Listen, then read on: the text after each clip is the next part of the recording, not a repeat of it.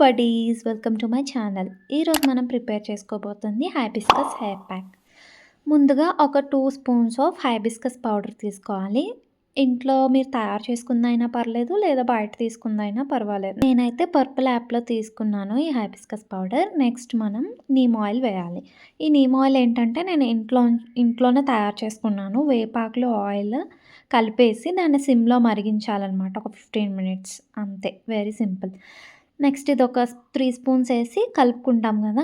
కలుపుకున్నాక చూసుకోవాలి, అది సరిపోలేదు, ఇంకొక 3 స్పూన్స్ వేసాను.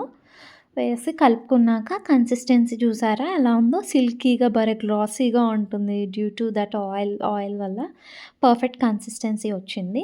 నెక్స్ట్ మనం ఇప్పుడు హెయిర్కి అప్లై చేసుకుందాం. మనం మెయిన్గా ఏంటంటే దీన్ని మనం మాడికి అప్లై చేయాలి.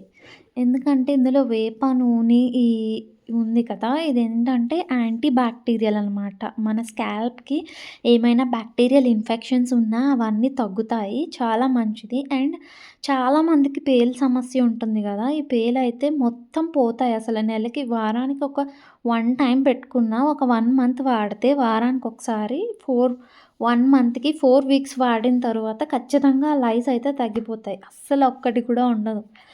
అంటే పేలు మాత్రమేగా, పేర్లు అన్నీ పోతాయి. నెక్స్ట్ ఇంకొకటి ఏంటంటే యాంటీ బ్యాక్టీరియల్. ఇంకా ఈ మందారం ఏంటంటే మనకు తెలిసిందే కదా, మందారం అనేది చాలా హెయిర్ గ్రోత్‌కి చాలా ఉపయోగపడుతుంది.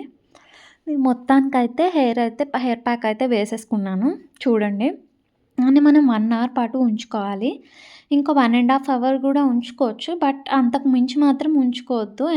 ఎందుకంటే ఇది చాలా పవర్ఫుల్ కాబట్టి, స్ట్రాంగ్ అనమాట. ఎక్కువసేపు ఉంచుకోకూడదు, మంచిది కాదు. తరువాత నేను హెడ్ బాత్ చేశాను. చూసారా హెయిర్ ఎంత బాగుందో, సిల్కీగా, చాలా అందంగా.